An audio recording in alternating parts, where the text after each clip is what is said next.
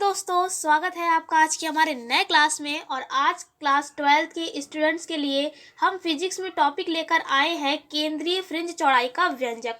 आपको ये कहीं भी इतना ज़्यादा आसान तरीके से कहीं पर भी नहीं मिलेगा जितना आसान तरीके से आज आपको हम कराने वाले हैं। अब देखिए, ये जो क्वेश्चन है वो इस तरीके से डायरेक्टली आपके एग्जाम में नहीं आएगा कि केंद्रीय फ्रिंज चौड़ाई का व्यंजक आप प्रूव करिए। इस तरीके से कुछ आता है क्वेश्चन कि एकल झिर्री, इस तरीके से आप ध्यान रखें इस क्वेश्चन को। अगर ना ध्यान रहे तो आप लिख भी सकते हैं कि एकल झिर्री के कारण विवर्तन, इस तरीके से भी आ सकता है। एकल झिर्री के कारण विवर्तन के लिए केंद्रीय उच्चिष्ठ की चौड़ाई बोल रहे हैं, आप चाहे तो लिख सकते हैं। एकल झिर्री के कारण विवर्तन के लिए केंद्रीय उच्चिष्ठ की चौड़ाई का व्यंजक आपसे पूछा जाएगा। ठीक है, तो इसके लिए पूरा आपको डेरिवेशन कराएंगे, लेकिन यहाँ पर हम आपको ये जो डेरिवेशन है केंद्रीय फ्रिंज चौड़ाई का व्यंजक पूरा कराएंगे। ठीक है, जितना क्वेश्चन आपका एग्जाम में पूछा जाए केवल आप उतना ही लिखेंगे, एक्स्ट्रा वहाँ पर कुछ भी आपको नहीं करना है। ठीक है, काफ़ी ज़्यादा ये इंपॉर्टेंट टॉपिक है। चलिए स्टार्ट करते हैं आज के क्लास को। सबसे पहले यहाँ पर देखिए, एक बात आपको बता देते हैं, आप यहाँ पर कंफ्यूज ना हो कि एक हमने देखिए डेरिवेशन कराया है फ्रिंज चौड़ाई का व्यंजक। ठीक है, क्या कराया है? फ्रिंज चौड़ाई का व्यंजक। और ये आज कराने वाले हैं हम केंद्रीय फ्रिंज चौड़ाई का व्यंजक। दोनों ही क्या है? अलग अलग है। केंद्रीय फ्रिंज चौड़ाई और फ्रिंज चौड़ाई दोनों ही अलग अलग डेरिवेशन है, एक ही में मिक्स मत करिएगा। यहाँ पर क्या है? केंद्रीय वाले में एकल झिर्री है। कितनी है? एकल। लेकिन जो यानी कि एक झिर्री है कुल मिलाकर, या आप कह सकते हैं एक पर्दा है। और यहाँ पर जो हमने फ्रिंज चौड़ाई का कराया था वहाँ पर कितने पर्दे थे? 2 स्लीटें थी, या कह सकते हैं 2 पर्दे थे। तो कुल मिलाकर दोनों को आप एक ही में मिक्स ना करें, दोनों ही अलग अलग डेरिवेशन है। अब देखिए, सबसे पहले हम आपको इस तरीके से चित्र बनाना है।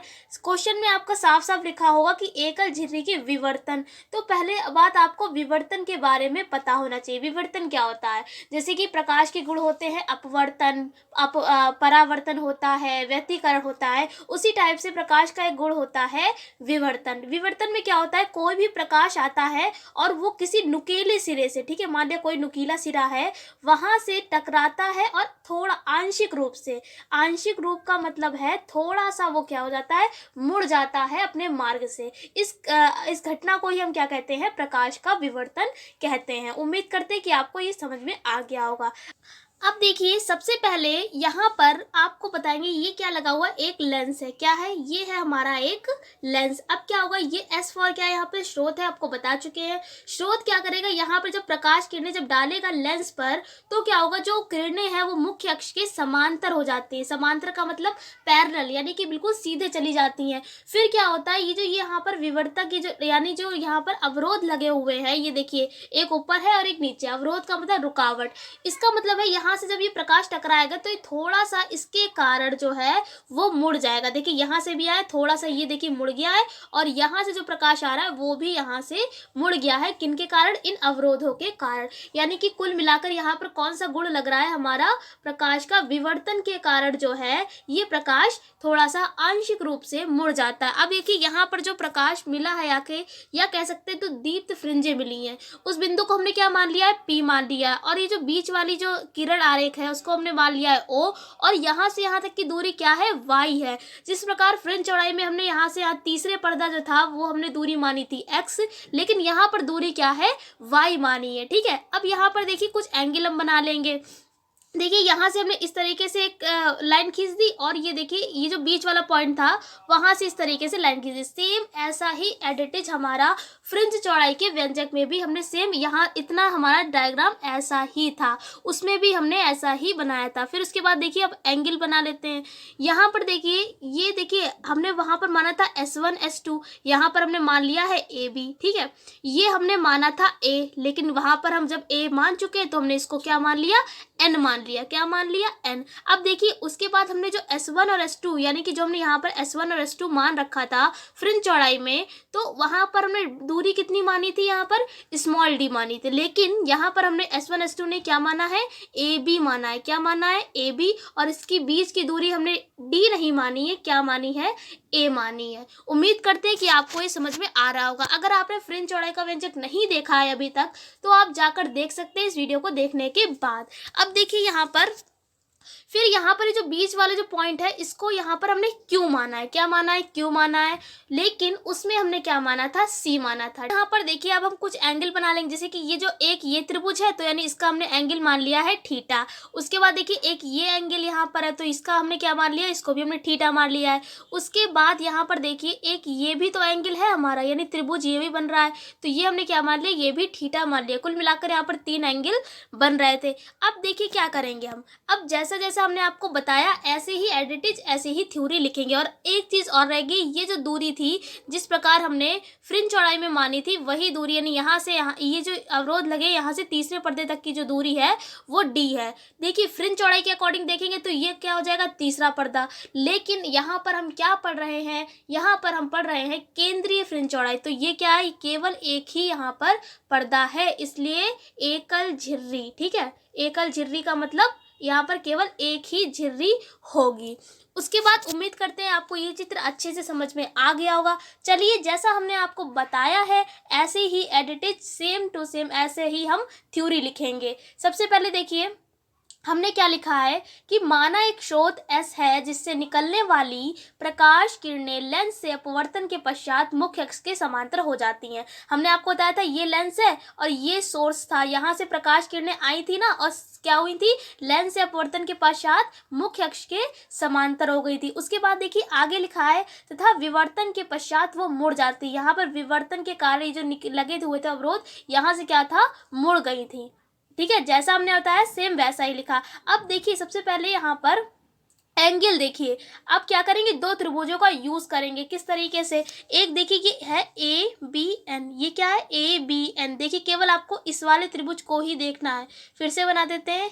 ये देखिए ए बी एन, केवल आपको अभी इस वाले त्रिभुज को ही देखना है। अगर हम आपसे पूछें इसमें लंब क्या है और कर्ण क्या है तो आप बताइए। देखिए जब भी एंगल क्या है, ये वाला, ये क्या है, एंगल है थीटा। अलग कलर से बताते हैं।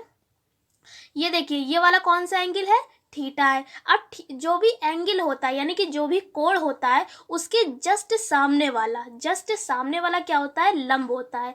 क्या होता है, लंब होता है। और जो सबसे बड़ी रेखा होती है जो दोनों रेखाओं को आपस में जोड़ती है वो क्या हो जाती है, कर्ण। यानी कि कुल मिलाकर ये जो सामने यानी जो बी एन है वो क्या है, लंब है, और ये वाली जो ए बी है वो क्या है, कर्ण है। तो उम्मीद करते हैं कि आपको ये तो पता ही होगा कि साइन थीटा यानी कि साइन थीटा का फॉर्मूला क्या होता है, लंब बटे में कर्ण। ठीक है, साइन थीटा बराबर क्या होता है, लंब बटे में कर्ण। अगर नहीं पता है तो याद कर लीजिए, फॉर्मूला होता है साइन थीटा बराबर लंब बटे कर्ण। तो अगली लाइन में हम क्या लिखेंगे, चित्र से ये जो एंगल ए बी एन है लिख लेंगे साइन थीटा बराबर क्या हो जाएगा, बी एन अपॉन में ए बी। देखिए लंब क्या है, बी एन, तो हमने बी एन लिख लिया, और ए बी क्या है हमारा, कर्ण है, तो ए बी लिख लिया। अब क्या करेंगे, बी एन की जगह पर बी एन ही रहने देंगे क्योंकि इसकी वैल्यू ही नहीं पता है, और ए बी की जगह पर हम क्या ले लेंगे, ए ले लेंगे क्योंकि हमने इसकी दूरी मान रखी है। देखिए सेम हमने यहाँ पर ऐसा ही किया है। ये देखिए हमने फॉर्मूला लगाया और देखिए यहाँ पर ए बी की जगह आप जब ए रखेंगे, अब क्या किया, क्रॉस मल्टीप्लाई कर दी यानी कि ए को उधर पहुंचा दिया, तो बी एन का मान यहाँ पर आ गया, बी एन बराबर 1 साइन थीटा। इसको आप बना ले समीकरण 1। ठीक है, अब यहाँ पर देखिए हमें क्या निकालना है, पथांतर का मतलब जो पथ में अंतर होता है, यानी कुल मिलाकर ये जो बी एन है, जैसे कि उसमें S2A था, हमने वहाँ पर जो फ्रिंज चौड़ाई थी उसमें हमने S2A का मान निकाला था, वैसे यहाँ पर हम बी एन का मान निकालेंगे। वहाँ पर S2 ये था, A ये था, कुल मिलाकर इसकी आपको वैल्यू निकालनी है। ठीक है, चाहे वो S2A आप माने, हमने यहाँ पर बी एन मान लिया है, तो आप यहाँ पर क्या करेंगे, बी एन की वैल्यू निकालेंगे। ये क्या है, हमारा पथांतर है, तो हमने इसको मान लिया है क्या है, डेल्टा एक्स। मान क्या लिया है, आपने फर्स्ट ईयर क्लास में पढ़ा होगा, जो पथांतर होता है वो क्या, उसको हम किससे लिखते हैं, डेल्टा एक्स में। आपने पढ़ा होगा पथांतर और कलांतर में अंतर, तो उसमें आपने डेल्टा एक्स बात पढ़ी होगी, इसको हम पथांतर बोलते हैं।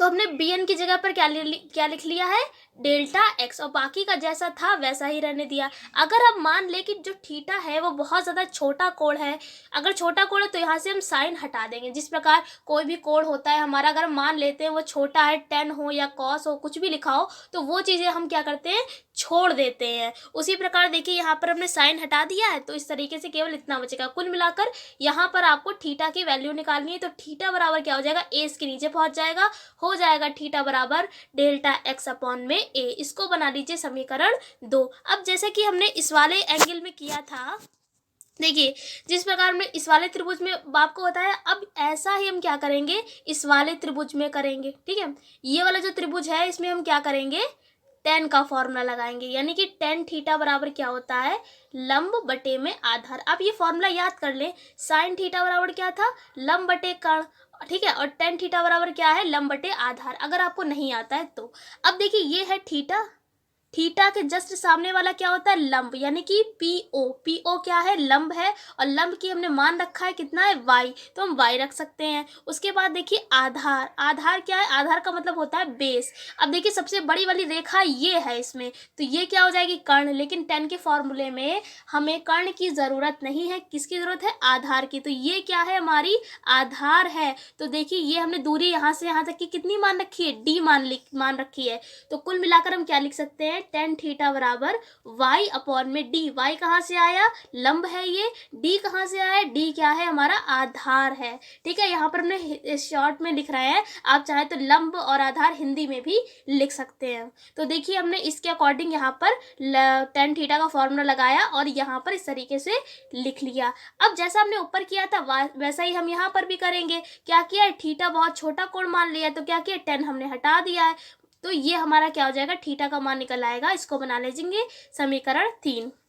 अब देखिए कुछ यहाँ पर समीकरण 2 में भी हमने थीटा का मान निकाला है, समीकरण 3 में भी थीटा का मान निकाला है। तो क्या करेंगे, दोनों समीकरणों को हम बराबर रख देंगे, तो क्या आ जाएगा, यानी कि ये और ये केवल बचेगा। तो देखिए यही हमने लिख लिया है बराबर में, और यहाँ पर हमने क्या किया है, y का मान निकाल लिया। देखिए d इधर चला गया और a इसके नीचे पहुंच जाएगा, तो क्या हो जाएगा, y बराबर डेल्टा एक्स डी अपॉन में a। आप यहाँ पर क्रॉस मल्टीप्लाई हुई है, कुल मिलाकर y का मान यहाँ पर निकाला है। अब देखिए हम क्या करेंगे, यहाँ पर देखिए कुछ थ्योरी लिखी हुई है कि इस विवर्तन में बिंदु O पर चमकीली फ्रिंजें प्राप्त होती हैं, जिसे केंद्रीय उच्चिष्ठ काली व चमकीली पट्टियों पर कुछ रेखाओं से घिरी होती है, जिसे द्वितीयक निम्निष्ठ या द्वितीयक उच्चिष्ठ कहते हैं। यानी कि चमकीली फ्रिंजें कहाँ पर प्राप्त हुई हैं, ये जो बिंदु O है, ये जो बिंदु O माना है, यानी y का मान हमने निकाल लिया है, O पर क्या होता है, चमकीली फ्रिंजें हमें प्राप्त होती है। इतना काम करने के बाद अब हम निकालेंगे केंद्रीय उच्चिष्ठ, यानी कि ये जो हमने चित्र बनाया है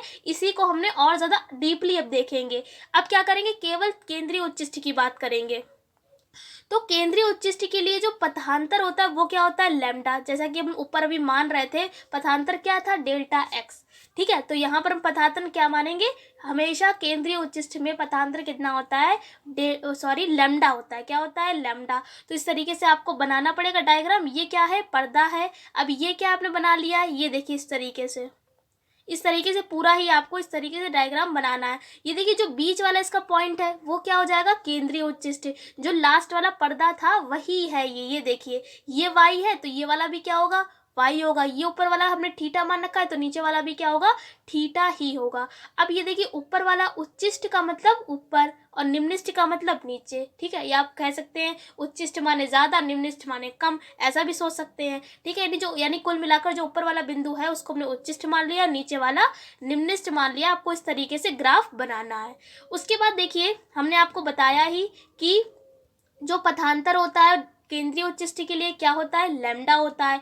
तो लेकिन हमने ऊपर क्या माना था, डेल्टा एक्स माना था। तो अब क्या करेंगे, डेल्टा एक्स नहीं रखेंगे, क्या रखेंगे, लैम्डा रखेंगे। तो देखिए यहाँ पर जो थीटा का हमने पहला मान निकाला था, थीटा बराबर डेल्टा एक्स अपॉन ए, तो हमको डेल्टा एक्स की जगह पर क्या रखना है, लैम्डा रखना है। तो क्या हो जाएगा, थीटा बराबर लैम्डा अपॉन में ए। अब यहाँ पर देखिए अब हमारे जो थीटा है वो भी कितने हैं, 2, लैम्डा भी 2। जब थीटा 2 है तो लैम्डा भी 2 होंगे, क्योंकि यहाँ पर देखिए चित्र में थीटा कितने हैं, 2 ही तो हैं। तो हम यहाँ पर क्या करेंगे, तो लैम्डा भी कितना हो जाएंगे, 2 हो जाएंगे। इसी प्रकार से जब अगली बार जो थीटा का मान निकाला था, जो दूसरा वाला, वहाँ पर भी y कितने हैं, 2 हैं, तो वहाँ पर हम 2y कर लेंगे। तो देखिए यहाँ पर तो 2 थीटा बराबर यानी कि इतना थीटा का मान आ गया, बस आपको क्या करना है 2 लगा लेना है। तो आ जाएगा 2 थीटा बराबर 2 लैम्डा अपॉन में ए। अब देखिए जो दूसरा वाला हमने थीटा का मान निकाला था, क्योंकि हमने 2 थीटा के मान निकाले थे ना समीकरण 2 और 3 में। आप चाहें तो ऊपर यहाँ पर लिख भी सकते हैं समीकरण 3 से, या इसके ऊपर लिख सकते हैं समीकरण 2 से, जैसा आपको अच्छा लगे वैसा आप कर सकते हैं। तो देखिए ये जो समीकरण 3 से थीटा का मान लिखा गया है, यहाँ पर भी क्या किया है 2 लिख लिया है, क्योंकि यहाँ पर 2 हमने चित्र में आप देख सकते हैं यहाँ पर 2 थीटा के मान हमने निकाल रखे हैं। उसके बाद देखिए यहाँ से हमने क्या किया है, जो 2 थीटा है 2 थीटा का मान देखिए हम ऊपर निकाल चुके हैं। क्या निकाला है 2 लैम्डा अपॉन में ए। तो देखिए 2 थीटा की जगह पे हमने ये मान रख दिया है। अब यहाँ से हम क्या करेंगे 2y का मान निकाल लेंगे। तो 2y ये डी इधर पहुँच जाएगा, कुल मिलाकर यहाँ पर क्रॉस मल्टीप्लाई हुई है, क्या हो जाएगा 2y बराबर 2 लैम्डा डी अपॉन में ए। यही हमारा क्या है केंद्रीय उच्चिष्ट का व्यंजक। ठीक है, अगर आपके एग्जाम में केवल इतना आए कि एकल झिल्ली द्वारा बने विवर्तन के कारण आपको केंद्रीय उच्चिष्ट की चौड़ाई का व्यंजक निकालना हो, तो केवल आप इतना ही निकालेंगे। ठीक है, अगर आपसे पूछा जाए द्वितीयक निम्निष्ठ या द्वितीयक उच्चिष्ट, तो उसके बारे में भी हम आपको बता रहे हैं। अब क्या है द्वितीयक निम्निष्ठ में क्या हो जाएगा पथांतर n लैम्डा हो जाएगा, लेकिन केंद्रीय उच्चिष्ट में क्या था लैम्डा, द्वितीयक निम्निष्ठ में क्या हो जाएगा n लैम्डा। तो देखिए सेम प्रोसेस वैसा ही है, जो पहला थीटा का मान था डेल्टा एक्स की जगह देखिए लैम्डा रख दिया है। अब लैम्डा नहीं, यहाँ पर क्या रखना है n लैम्डा। याद रखें निम्निष्ठ के लिए n लैम्डा मान होता है। फिर देखिए उसके बाद दूसरे के लिए हमने जो दूसरी वाला थीटा का मान था उसमें भी हमने क्या किया, जो थीटा का मान ऊपर हम निकाल चुके हैं यहाँ पर n लैम्डा अपॉन में ए वो रख दिया है। यहाँ से क्या किया y की वैल्यू निकाल ली, तो ये हो जाएगा y बराबर n लैम्डा डी अपॉन में ए। उम्मीद करते हैं कि आपको पूरा समझ में आ रहा हो। कुछ नहीं किया, जैसा हमने केंद्रीय उच्चिष्ट में किया था सेम वैसा ही करा है। उसके बाद देखिए द्वितीयक उच्चिष्ट के लिए मध्यांतर कितना होता है 2n + 1 लैम्डा बाई 2। तो बस कुछ नहीं, लैम्डा एक्स की जगह पर हम ये रख देंगे मान, और दूसरे थीटा के मान में क्या कर रखेंगे इस वाले थीटा का मान हम रख देंगे। यहाँ पर भी हमने y की वैल्यू ही निकाली है। ये देखिए y का मान आ गया है 2n + 1 लैम्डा डी अपॉन में 2a।